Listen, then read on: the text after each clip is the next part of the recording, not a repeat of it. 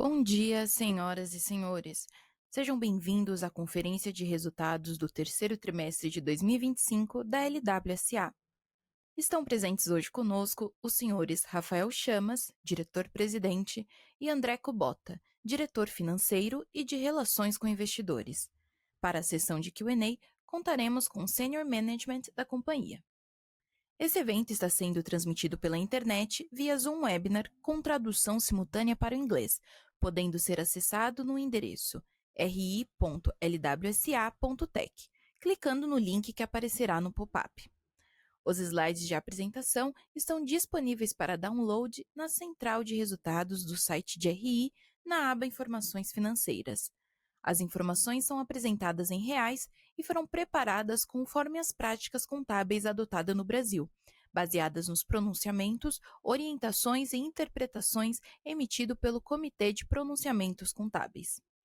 Antes de começar, gostaríamos de mencionar que as afirmações contidas nesse documento, relacionadas às perspectivas sobre os negócios, projeções sobre os resultados operacionais e financeiros e aquelas relacionadas às perspectivas de crescimento, são meramente projeções e, como tais, são baseadas exclusivamente nas expectativas da diretoria sobre o futuro dos negócios. Essas expectativas dependem substancialmente das condições de mercado, do desempenho da economia brasileira, do setor e dos mercados internacionais, e, portanto, sujeitas a alterações sem aviso prévio. Todas as variações aqui apresentadas são calculadas com base nos números em milhões de reais, exceto quando informado, assim como os arredondamentos. O presente relatório de desempenho inclui dados contábeis e não contábeis, tais como operacionais, financeiro orgânico e proforma, e projeções com base na expectativa da administração da companhia.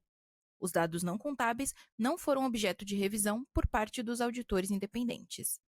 Para o Q&A, sessão de perguntas e respostas, orientamos que sejam enviadas via ícone de Q&A no botão inferior de sua tela, informando seu nome e sua companhia. Por padrão da dinâmica, seus nomes serão anunciados para que façam sua pergunta ao vivo. Nesse momento, uma solicitação para ativar seu microfone aparecerá na tela. Agora, gostaria de passar a palavra ao Sr. Rafael Chamas, que iniciará a apresentação, e posteriormente ao Sr. André Kubota. Por favor, Rafael, pode prosseguir. Obrigado e bom dia a todos. Sejam bem-vindos ao call do terceiro trimestre da LWSA. Eu começo com a mensagem da administração. Minha apresentação, 4 grandes tópicos que eu quero cobrir. O primeiro deles é fundamental, uma das agendas mais importantes para a companhia, que é de aceleração de crescimento. E a gente teve um trimestre muito exitoso nesse sentido. Geração de caixa ou rentabilidade, acho que é um outro grande destaque do trimestre. A gente foi muito eficiente em transformar esse crescimento em resultado e principalmente geração de caixa. Terceiro tópico, foi um trimestre também muito relevante de entregas importantíssimas para os nossos clientes, especialmente pela evolução que houve no mercado de marketplace no Brasil, boas entregas que eu quero destacar. E, por fim, a agenda de simplificação organizacional e desinvestimentos. A gente concretizou no terceiro trimestre a venda de 2 ativos da companhia, muito focado na estratégia de foco em operações core nossas e, obviamente, desinvestindo daquilo que foge ao nosso core estratégico. Então, eu começo no slide número 5, com uma parte da explicação do crescimento da receita, que os fundamentos operacionais da empresa eles continuam se expandindo de forma muito sólida. Então, quando a gente pensa em GMV, a companhia fecha o terceiro trimestre, os nossos clientes, com GMV total de 20,3 bi, o que é uma expansão de 16,8% ano contra ano. Isso representa aproximadamente 20% de todo o mercado de e-commerce brasileiro. TPV, a operação de pagamentos, tem sido um outro motor de crescimento e aceleração para a gente. Então, fechamos o terceiro trimestre de 25 com 2,3 bi transacionados na nossa operação de PMEs em especial. A gente tem conseguido manter taxas próximas a 70% de penetração. Isso leva a gente a um crescimento ano contra ano de 14,9%. E um outro dado super relevante, que fala muito com a receita de subscrição de assinaturas da empresa, a gente fechou o terceiro trimestre com 200 e praticamente 205 mil clientes ativos na operação de e-commerce, o que é um crescimento de 7% ano contra ano e é uma aceleração contra o segundo trimestre, quando a gente divulgou um crescimento de 5% ano contra ano. Então, do ponto de vista operacional, a companhia evoluindo de forma muito saudável e sólida, o que, movendo para o slide seguinte, leva ao resultado da receita. Então, fechamos o terceiro trimestre com mais um trimestre de aceleração de crescimento. Foi a melhor taxa de crescimento da companhia nos últimos 2 anos, tanto no consolidado quanto na operação de e-commerce. Então, no terceiro TRI, a gente expande o crescimento em 0,5 pontos percentuais no consolidado, então fechamos com 10,9, e no e-commerce uma expansão ainda maior de 1,2 pontos percentuais, fechando o terceiro trimestre com 16,6% de crescimento ano contra ano. Então, friso um crescimento calcado pela expansão dos indicadores operacionais e a melhor taxa de crescimento da companhia nos últimos 2 anos. Então, uma clara tendência aqui de aceleração, algo que a gente tem comentado recorrentemente como sendo uma prioridade estratégica do management. Movendo para o slide seguinte, agora eu passo alguns indicadores sobre rentabilidade, geração de caixa. Então, começo com o slide de rentabilidade em si, EBITDA. Fechamos o terceiro trimestre com 87 milhões de EBITDA. Foi o maior EBITDA nominal da história da empresa.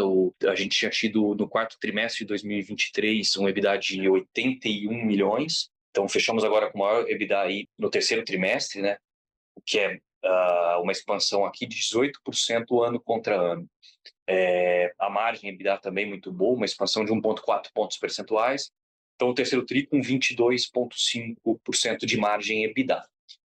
E movendo para o slide seguinte, isso não apenas em EBITDA, né? A gente teve no terceiro trimestre uma geração de caixa operacional de 70 milhões de reais, o que somados aos 90 milhões que a gente tinha feito durante o primeiro semestre, nos leva a fechar então 9 meses de 2025 com uma geração de caixa operacional após CAPEX, então geração operacional real de 161,2 milhões, o que é uma margem comparada à receita líquida de 14,6. Então, financeiramente, um trimestre, eu diria, com grandes entregas. Aceleração de crescimento, um EBITDA bastante alto, e, obviamente, a conversão desse EBITDA em geração de caixa. Movendo para o slide seguinte, alguns comentários sobre entregas de produtos. Eu comentei sobre entregas relevantes no ambiente de social commerce e de marketplace. Então, fomos pioneiros, fomos com as nossas plataformas a primeira empresa no Brasil a disponibilizar nativamente para os nossos clientes. Então, por meio tanto do RP quanto da plataforma de e-commerce, conexão nativa e completamente integrada a 2 players super relevantes nesse ambiente de varejo digital, TikTok Shop e a Temu, que no slide seguinte mostra o quanto isso é uma parte fundamental da nossa estratégia.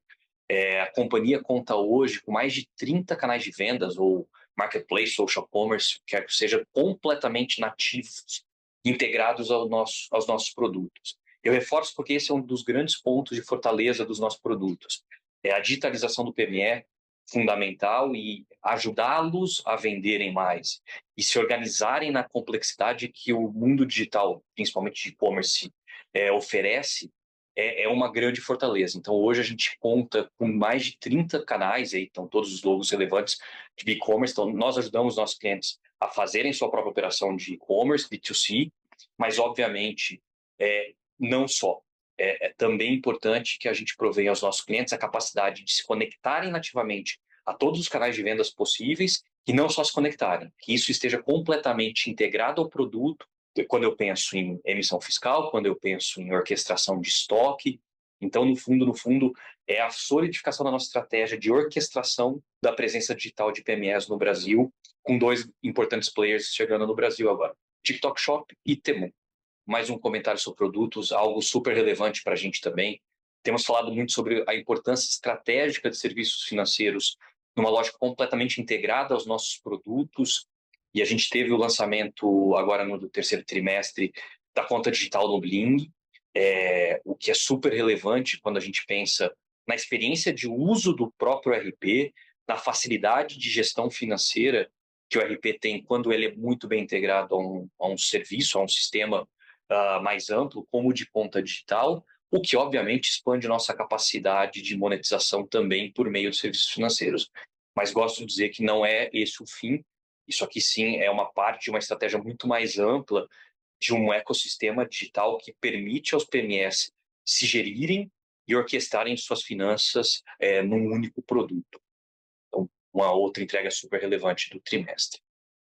E por fim, No terceiro trimestre, a gente concluiu a venda de 2 ativos da companhia, Squid e a carteira da Nexus.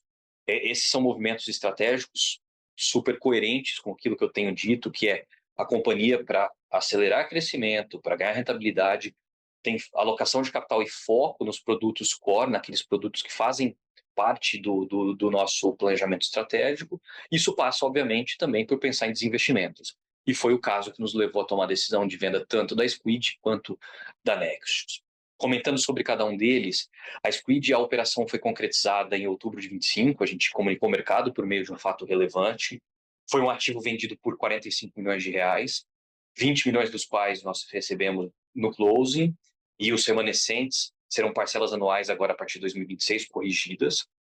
Essa venda trouxe um impacto contábil não caixa, então eu já passei pelo caixa e a geração de caixa de 70 milhões no TRI, mas volto a frisar, essa venda gerou um impacto contábil que é não caixa de 287,6 milhões de reais no resultado do terceiro trimestre. Por isso, obviamente, o Kubota depois à frente vai falar mais sobre os financials. O prejuízo do período é decorrente da realização desse impacto contábil da venda da Squid. E importante dizer também que essa venda ela gera um ativo fiscal para a gente de 117 milhões de reais. E a gente vai falar um pouco sobre isso depois de geração de caixa. Os M&As em si trouxeram benefícios fiscais por meio do Goodwill e de PPA, como a gente tem amplamente divulgado, e tem sido uma das alavancas de otimização da geração de caixa da companhia, e essa é uma venda que também traz um ativo dessa natureza. Segunda venda concretizada no período é a carteira da Nexus. Essa é uma operação menor, mas também importante nessa agenda de foco estratégico e de simplificação organizacional. Então, a operação, o signing dela foi em agosto de 25 e o closing previsto agora para ocorrer em novembro de 25. É isso, agradeço e eu passo agora a palavra para o nosso CFO, André Kubota. Obrigado. Bom dia a todos, obrigado Rafa, obrigado pela presença. Vou passar um pouco aqui pelos principais indicadores financeiros, começando pela receita líquida do terceiro trimestre de 2025. A gente, como o Rafa comentou, a gente teve uma aceleração do crescimento para 10,9% de crescimento ano contra ano, atingindo 387,4 milhões de reais, sendo que o segmento commerce cresceu ainda mais, em 16,6%, atingindo 283,4 milhões de reais, com as receitas de assinatura tendo um crescimento ainda mais forte, em 20,3% ano contra ano. O segmento de Beyond SaaS ele teve uma redução de 2,1% ano contra ano, também impactado por um crescimento, ou por um decrescimento, na verdade, da carteira que foi vendida agora da Nexus, né? No entanto, um segmento que expandiu margem teve um crescimento, como eu vou mostrar no slide a seguir. No número consolidado de EBITDA, no próximo slide do terceiro trimestre de 2025, o número ajustado pelos efeitos não caixa da venda dos ativos do trimestre atingiu 87 milhões de reais, uma margem bastante robusta de 22,5%, com um crescimento de 18,1% ano contra ano, e como o Rafa comentou, o melhor EBITDA trimestral já apresentado na história da empresa, com o segmento commerce crescendo 21,9%, também expandindo margem para 20,5%, e um Beyond SaaS, mesmo com uma receita praticamente igual ao do ano passado, apresentando um crescimento de 11,4%, com uma melhoria e expansão de margem para 27,9%. E acho que super importante destacar uma conversão desse EBITDA para caixa. A gente teve o melhor trimestre e o melhor 9 meses acumulado de fluxo de caixa e geração operacional de caixa, atingindo 70,5 milhões de reais no trimestre, nos 9 meses acumulados 161,2 milhões, em parte, obviamente, pela melhoria, eficiência operacional, expansão de margem e crescimento da empresa, mas também da eficiência operacional, tanto de capital de giro quanto de eficiência fiscal, dado as amortizações e o aproveitamento de imposto de renda dentro da companhia. E, por fim, com essa forte geração de caixa, a gente continua fazendo uma alocação bastante consciente e dando retorno aos nossos acionistas, sendo que em 2025, desde janeiro até outubro, a gente já distribuiu 75,6 milhões de reais para os nossos acionistas via recompra de ações de 47 milhões de reais do programa que foi aprovado em fevereiro desse ano e 28,6 via dividendos. Acho que é importante mencionar que a gente submeteu uma proposta de distribuição adicional via redução de capital de 140 milhões de reais e que, seguindo os trâmites regulares e normativos, a gente tem uma expectativa de pagamento previsto para fevereiro de 2026. E com isso, a gente finaliza a apresentação e abrimos as questões aí para os analistas. Gostaria de lembrar que as perguntas devem ser enviadas via ícone de Q&A no botão inferior de sua tela. Por padrão da dinâmica, seus nomes serão anunciados para que façam sua pergunta ao vivo. A nossa primeira pergunta vem do senhor Gustavo Farias, do UBS. Por favor, pode prosseguir. Bom dia, pessoal. Obrigado pelo espaço, parabéns pelos resultados. Eu queria explorar um pouco os componentes da aceleração e-commerce, separando ali no aumento que a gente viu importante na base de clientes. Entender um pouco aqui, se vocês puderem dar mais detalhes nessas iniciativas. E também o aumento de ARPU, né? Pelo que a gente viu aqui, o GMV foi um fator que contribuiu bastante. Mas também queria entender se outros fatores também contribuíram e também, especialmente, entender se vocês consideram esse trimestre atipicamente positivo ou vocês veem essa tendência continuando ali para o Q4 e para os trimestres seguintes. Muito obrigado. Fala, Gustavo, bom dia. Rafael falando, tudo bem? Obrigado pela pergunta e pelas palavras. Vamos lá. Sobre a dinâmica de aceleração. Eu gosto de lembrar que a gente tem uma monetização na companhia que ela é um componente, componente de diversas variáveis, né? A gente tem, obviamente, dentro do business de subscrição, quase metade da receita do commerce. Então, aqui os dois pontos que você traz, né? Que é crescimento de base e a capacidade nossa de melhorar a precificação ARPU é um componente relevante. E a gente tem componentes que são transacionais, baseados exclusivamente em monetização do transacional dos nossos clientes. São essas as três componentes que compõem a dinâmica de crescimento.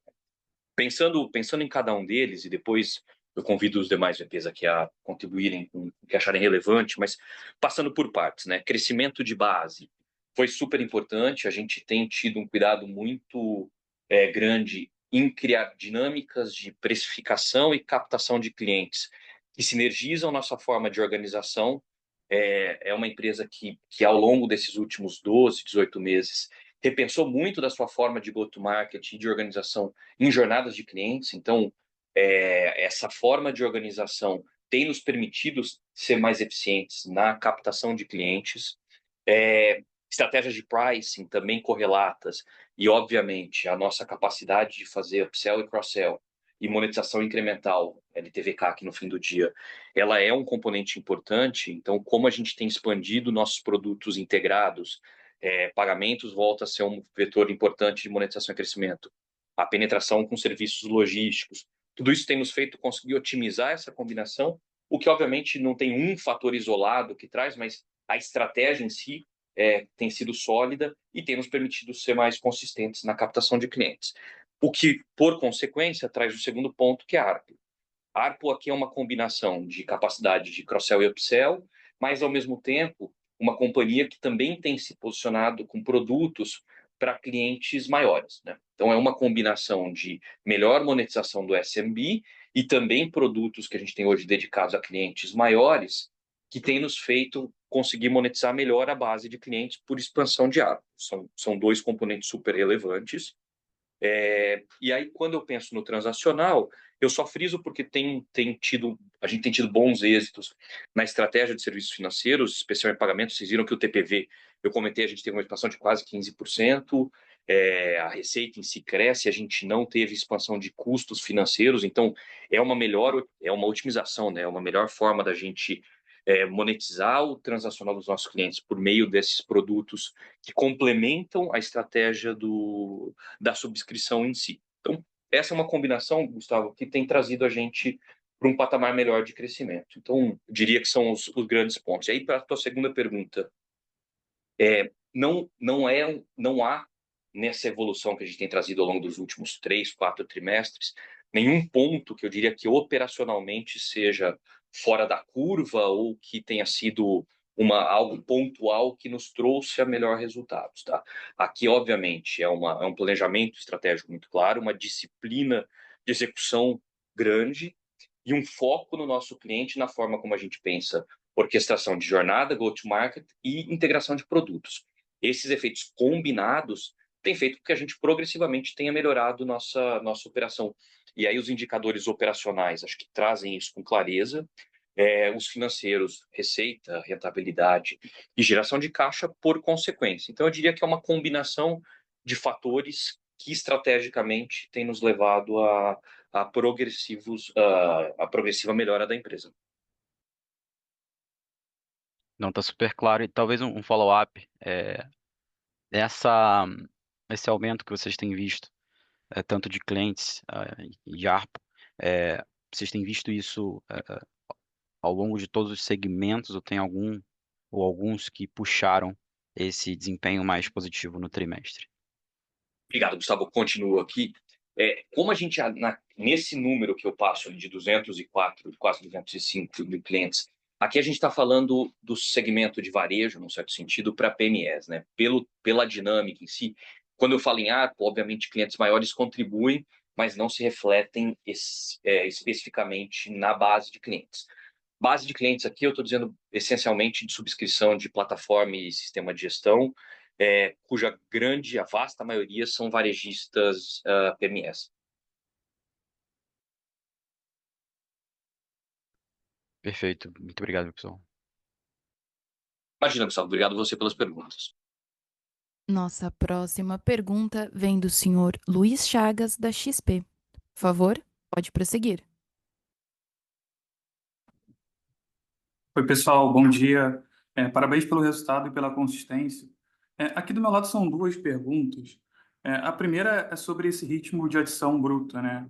Acho que vocês estão com um ritmo bom ali. Eu queria entender um pouco mais, que vocês citam essas iniciativas micro, né? Eu queria entender, assim, o que foi o impacto de iniciativa micro para levar essa retomada e o que foi o impacto de competição e se eventualmente vocês estão ganhando share. E a segunda pergunta é voltando ali naquele ponto de receita de e-commerce, que hoje o mix ali está meio a meio, né? Subscrição e uma parte transacional. Eu queria entender como é que vocês olham para frente, talvez 5 anos para frente, como é que você vê esse mix entre receita de subscrição e transacional? Se eventualmente vocês conseguem ver uma receita transacional ganhando mais share, com um attach rate maior, com todas essas iniciativas que vocês estão fazendo e essas alavancas que vocês estão utilizando. Obrigado. Luiz, bom dia. É o Williams aqui. Eu vou responder sua primeira pergunta, né? Fico responsável pelo Commerce PME. E falando um pouquinho, então, mais no detalhe, né? Trazendo essa visão de que a gente vem fazendo um trabalho já há alguns trimestres muito focados em reprecificação, reempacotamento, né? Mudando um pouco a forma que a gente vende os planos.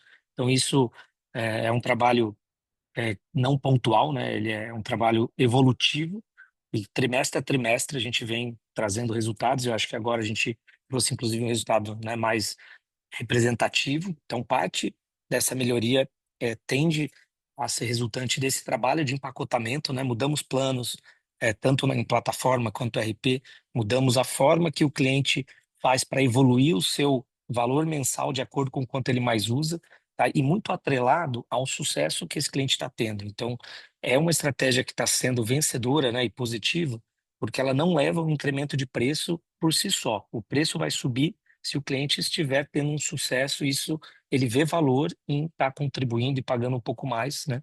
Por isso que isso não tem afetado o nosso churn. Então, é um reempacotamento que tem sido bem positivo. E um outro fator que a gente está também já de forma estruturante, né, alguns trimestres, investindo muito na entrada, né, desses clientes, no onboard, né? Então, também tem um fator aqui de empacotamento. Nós lançamos planos de entrada mais agressivos, né, mais é, teoricamente mais permissivos, né, onde o cliente consegue usar um pouco mais o software, numa estratégia mesmo de degustação e aprendizado com a plataforma, né? Então ele paga um valor menor e ele tem mais recursos para justamente nessa fase de onboarding, onde ele está começando a usar o software, ele consiga usar o máximo do software e aí quando ele tiver sucesso, ele é reprecificado né? E aí ele pode, então, mudar de plano. Então, além de ter o crescimento do ARPU, aqui a gente está falando um pouco mais de dar capacidade e liberdade para ele conseguir fazer o onboarding da loja. E junto a isso, a gente tem também demonstrado nos calls anteriores o nosso investimento em ferramentas de AI que atuam principalmente nesse estágio de montagem da loja virtual ou configuração também do seu software de gestão, né, do ERP. Então, nesse momento crucial, que é quando o cliente está iniciando com a gente tem colocado bastante soluções para ajudar ele a configurar o layout da loja, cadastrar produto, fazer otimizações do seu catálogo para SEO. Então, tudo isso está fazendo com que a gente comece a ver números melhores de, né, inauguração de loja, que é quando aquela loja começa de fato a vender, estar pronta para o mercado, né? E, consequentemente, isso gera o que a gente está vendo do incremento de base de assinantes, né? Então, eu acho que é um pouco desse mix de empacotamento, de planos mais atrativos para início, um foco grande em onboarding, em tecnologia para ajudar o cliente a lançar a loja, tá joia? E aí eu vou complementar a segunda pergunta e depois eu passo para o Rafa, para o Scarpa falar um pouquinho, né, do aspecto de receita, recorrência e transacional, né, de assinaturas e transacional. E assim, a gente entende que o nosso mix hoje, ele é realmente não dependente do transacional, a gente tem todo esse fator que leva o cliente a ter as receitas de assinatura, mas cada vez mais o fator transacional tem se destacado, porque a gente tem trazido para o cliente uma integração mais soft, né? O que a gente fala muito de incorporar na vida desse cliente os demais serviços, né? Como o próprio Rafael trouxe no call de resultados, a conta digital dentro do RP, do Bling. A gente tem resultados também muito positivos no share de pagamentos dentro da plataforma de e-commerce. A gente tem avançado com logística. Então, todas essas receitas transacionais, elas tendem a crescer mais, né? Elas podem crescer num ritmo maior do que as assinaturas, pelo nosso avanço na experiência do cliente, pela forma que nós estamos trazendo o transacional para dentro da experiência unificada que o cliente tem com a plataforma, né? Então, ao ponto que ele passa a ter uma conta digital dentro da gestão do RP, ele vai fazer mais transações, ele vai gerar mais receita que antes ele fazia de uma forma não tão otimizada. Então, é mais dar um pouco dessa visão de produto, que o produto vai colaborar com esse crescimento, né? E aí eu passo para os demais poderem também compartilhar um pouco a visão. Oi, Williams, obrigado. E foi legal que você falou sobre conta digital. Eu já passo a palavra para o Scarpa, mas é só reforçando o teu ponto para o Luiz, olhando estrategicamente, né? E aí pensando inclusive no ambiente global de softwares como os que a gente oferece, os componentes transacionais eles tendem a ser mais relevantes no total da receita da companhia, né? Óbvio, isso passa por uma dinâmica de bundling, pricing bem orquestrada e o componente relevante o serviço financeiro acaba sendo deles o mais importante, né? Hoje a gente tem uma estratégia, eu diria, bastante exitosa para processamento de pagamentos. A gente tem taxas de penetração de 70% na operação de PMEs, que sustentou uma parte dessa aceleração do crescimento e mais do que isso, né? Mostra como a gente consegue integrar as ferramentas muito nativamente, mas temos dito há muito tempo que a estratégia de serviços financeiros ela vai muito além de pagamentos, né? Para isso é necessária a construção de produtos que permitam uma jornada muito mais ampla, para capturas de cash in, cash out, obviamente, e monetizações complementares de forma muito integrada e nativa no software. Mas eu vou deixar até para o Scarpa comentar um pouco sobre novos produtos que a gente tem pensado aí a despeito do lançamento da própria conta digital. Oi. Luiz, bom dia. Marcelo Scarpa aqui falando. Bom, seguindo aqui o ponto do Rafa, acho que a gente está sendo bem exitoso aqui na nossa tese de Embedded Finance, né? A gente com crescimento aqui do TPV bastante relevante, penetração, né, na base, principalmente PME aqui próxima de 70%. A gente vem numa dinâmica boa de antecipações recebíveis para esses clientes, né, uma melhor conversão, melhor penetração, né, uma melhora em geral da eficiência aqui da nossa tese de pagamentos. A gente tem também na parte de banking aqui, né, importante frisar, né, o lançamento da Bling Conta. Isso traz uma gestão financeira mais fluida para os nossos clientes, né, embedada dentro da plataforma. Então, a gente está no roadmap aqui de aceleração dessa parte do banking, né, colocando novos serviços. E, por fim, a parte de crédito, que acho que é um grande catalisador aqui de resultado para a companhia. A gente vem testando alguns produtos aqui, o que a gente está chamando aqui de crédito contextualizado. Então, a gente lançou recentemente aqui, né, uma operação junto com o nosso parceiro logístico aqui da Melhor Envio, que é um pós-pago para os clientes. Então, a gente está testando esse produto e as primeiras leituras aqui estão sendo muito positivas. Outro crédito contextualizado também é o financiamento de mídia para os clientes da Tray, né, do PME também, um crédito focado aí para a utilização do cliente. E também no roadmap aqui para o final do mês, início de dezembro, a antecipação alavancada de recebíveis, né? A gente já tem uma operação robusta aqui de antecipação de recebíveis, a gente vai começar a pilotar também uma alavancagem dessa antecipação. Então, né, como o Rafael falou, muito na tese do Embedded Finance, como que a gente coloca os serviços financeiros embedado aqui na jornada do cliente e pelos os primeiros resultados, e principalmente aqui de pagamentos, a gente vem, né, colhendo aqui frutos bastante importantes, tá? Obrigado, pessoal. Resposta muito completa aqui. Bom dia. E parabéns pelo resultado novamente. Obrigadão, cara. Um abraço. Valeu. Nossa próxima pergunta vem da senhora Maria Clara Infantozzi, do Itaú. Por favor, pode prosseguir.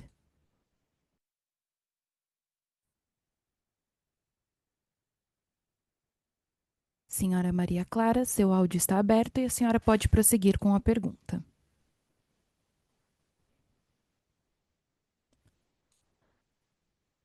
Nossa próxima pergunta vem da senhora Victoria Antonello, da JP Morgan.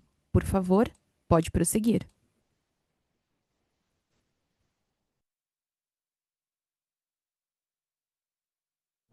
Oi, pessoal, bom dia, tudo bem? Obrigada pela oportunidade de fazer perguntas. Eu tenho duas aqui do meu lado. A primeira é perguntando um pouquinho de outlook para o futuro, né? Então, a gente viu a subida de ARPA, essa subida no número de adição de clientes, e eu queria saber qual que deveria ser o outlook para o futuro, né? O que que a gente deve esperar de ARPA, se deve continuar subindo acima da inflação para os próximos trimestres, e se esse nível de adição de clientes ele deve ser considerado um novo patamar, né? Considerando as mudanças que vocês fizeram.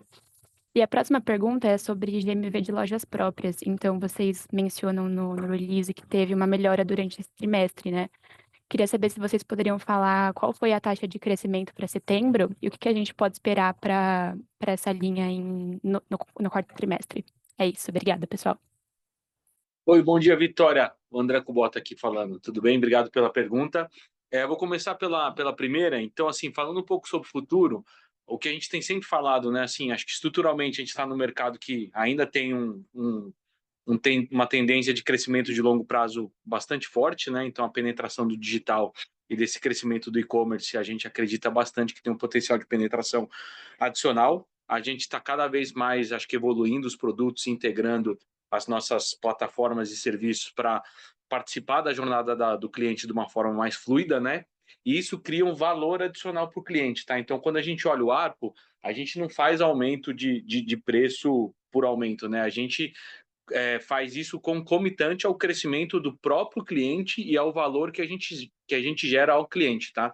Então, assim, a gente entendendo que os clientes, com as nossas soluções, ele continua evoluindo, ele consegue acelerar a venda, ele consegue entrar com certo GMV e ao longo do tempo ele cresce dentro da nossa plataforma. Então, a resposta para a sua pergunta de crescer acima da inflação, a gente acredita que sim, é possível, porque a nossa plataforma continua gerando valor para os nossos clientes e eles conseguem crescer. Sobre a adição de clientes, acho que, de novo, né, difícil dar uma tendência de longo prazo, mas assim, essas melhorias que a gente está fazendo nos nossos produtos, acho que é uma evolução contínua e vai empilhando, né, diversas iniciativas que vão complementando e melhorando o nosso produto. Obviamente que se a gente olhar numa janela longa, estruturalmente tem um produto bastante melhor, mas essa evolução, de novo, ela é contínua e vai empilhando melhorias ao longo do tempo, e a gente entende que essa dinâmica deve continuar ao longo do tempo, tá? Então, mudando aqui para a segunda pergunta sobre GMV, né? A gente não está dando nenhum disclosure específico, né, mês a mês, mas obviamente o que a gente comentou julho realmente foi um mês mais fraco para a gente, tá? E aí a gente pode até discutir os impactos, mas o agosto foi melhor do que julho e setembro foi melhor do que agosto. Então o número específico a gente não está dando, mas obviamente ele é melhor do que essa média do trimestre consolidado, tá?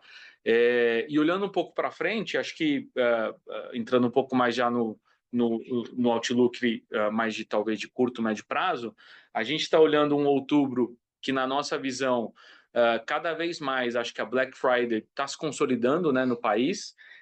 Os clientes eles têm, obviamente, talvez aguardado essas ofertas dos lojistas e do varejo para concentrar um pouco as compras ao longo de novembro ou ao longo da semana ou da Black Friday especificamente. Então, outubro, já de acordo até com a nossa perspectiva, ele é um mês um pouco que os clientes estão segurando, mas a tendência, de novo, acho que é continuar um pouco mais ou menos a tendência que a gente viu ao longo do trimestre. Não sei se endereçou especificamente as perguntas, mas é um pouco dessa forma que a gente está olhando.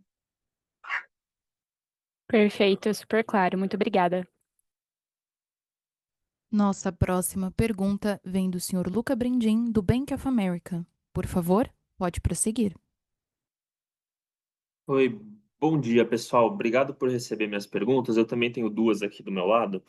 A primeira, com relação à alocação de capital, se vocês puderem dividir aqui um pouco com a gente.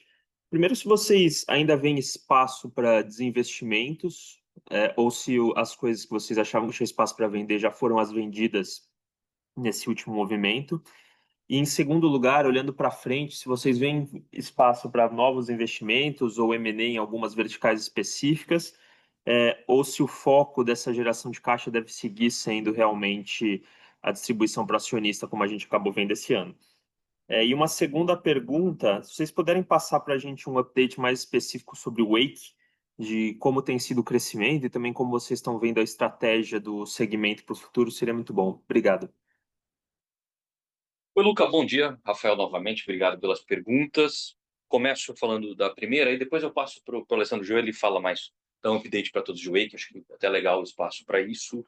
Então, vamos lá. Começando sobre a estratégia dos investimentos, né? O que nos fez tomar essa decisão de 2 desinvestimentos, eu até reforço o que eu trouxe na apresentação.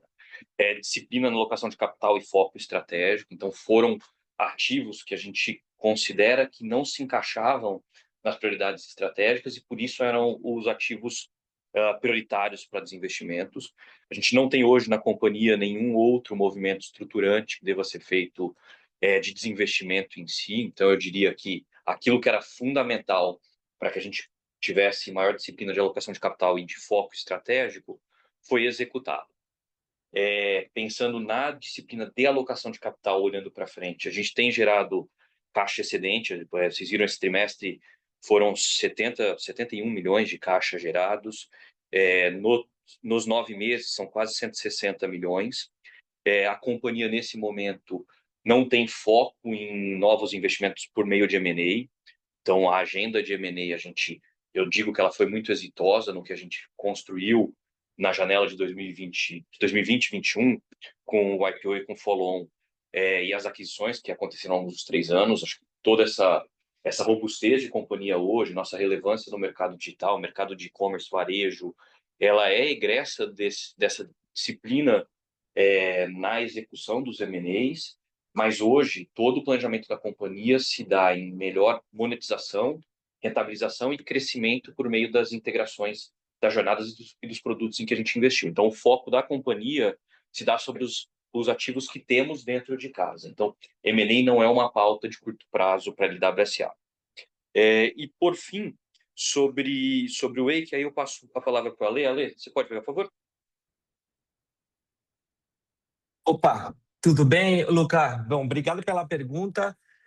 A gente continua a nossa jornada de maneira bastante sólida, olhando clientes médios e grandes, assim, especialmente os que têm um papel importante na omnicanalidade. Acho que a aquisição da Síntese, logo no começo da nossa jornada, né, que hoje é o nosso Wake OMS, foi, acho que uma vitória bastante importante. Isso tá fazendo com que a gente venha tracionando de maneira bem positiva nesses segmentos. Acho que a gente tem feito uma estratégia de go-to-market, de olhar segmentos, conseguir fazer um excelente trabalho em segmentos específicos e depois ir migrando para outros segmentos. A gente tem feito um trabalho incrível em moda, especificamente, onde a gente tem as marcas do grupo Icon, né, Shop Together, que Vestir, que talvez sejam as maiores marcas de multimarca, né, várias de multimarca online do Brasil. A gente acabou de subir Shoulder com um trabalho incrível,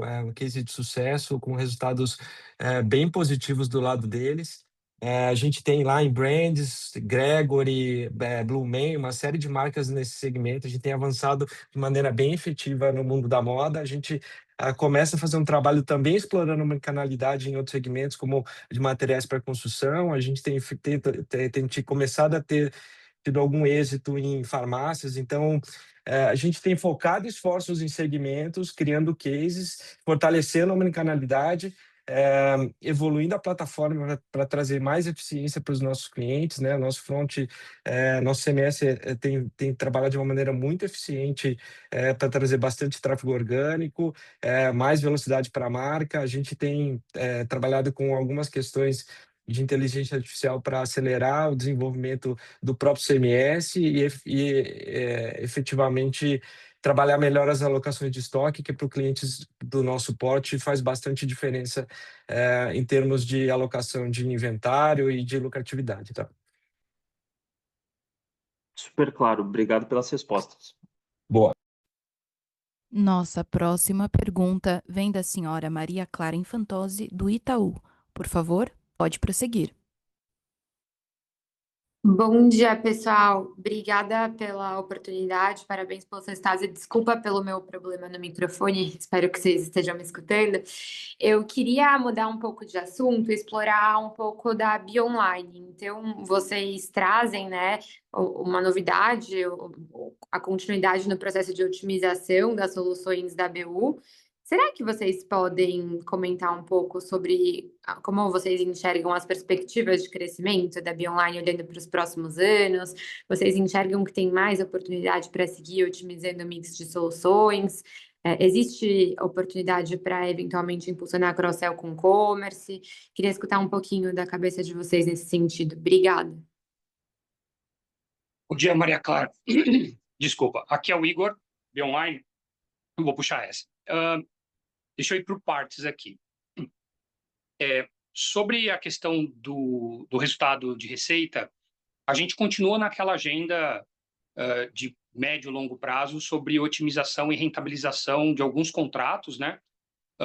O Rafa comentou ali na apresentação sobre a movimentação que a gente fez sobre Nexius, que é um capítulo desse projeto, né? Então, a Nexius exemplifica a nossa estratégia de levar a rentabilidade desse segmento por meio da otimização de alguns contratos, especificamente em contratos um pouco maiores, cuja rentabilidade fica um pouco distante do que a gente entende que seria ideal para o segmento. Então, a gente continua nessa agenda e a gente ainda vê perspectivas de melhora para frente, Maria. Então, diria para você que nos próximos trimestres nós ainda vamos enxergar a rentabilidade aparecer em detrimento de crescimento. Essa é a nossa estratégia para esse segmento. Tá?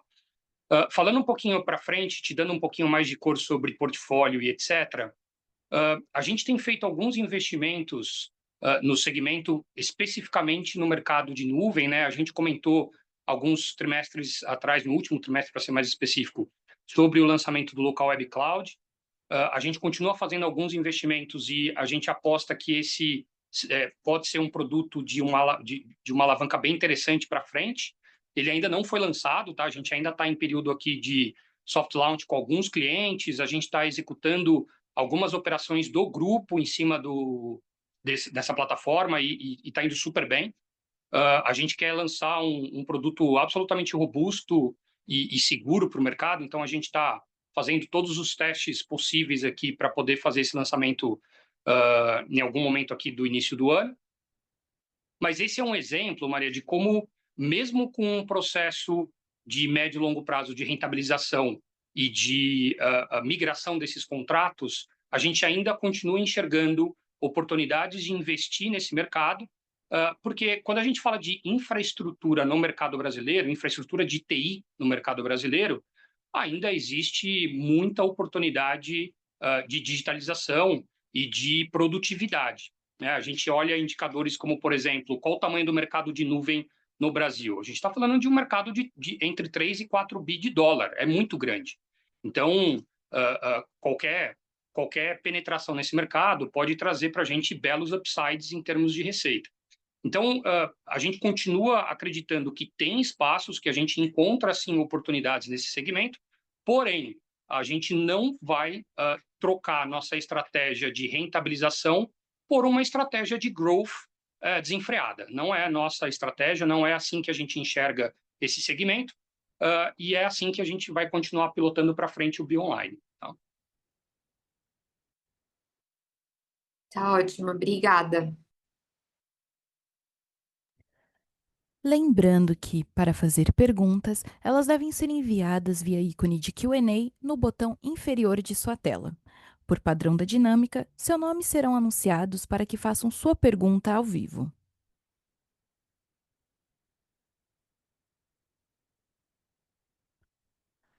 Não havendo mais perguntas, encerramos a sessão de perguntas e respostas e retornamos a palavra para o nosso CEO, Rafael Chamas, para as considerações finais. Bom, gostaria só de agradecer a todos pelo interesse na companhia, pela participação no call. E é isso. Muito obrigado e um bom dia a todos, pessoal. A teleconferência de resultados do terceiro trimestre de 2025 da LWSA está encerrada. Agradecemos a participação de todos e tenham um ótimo dia.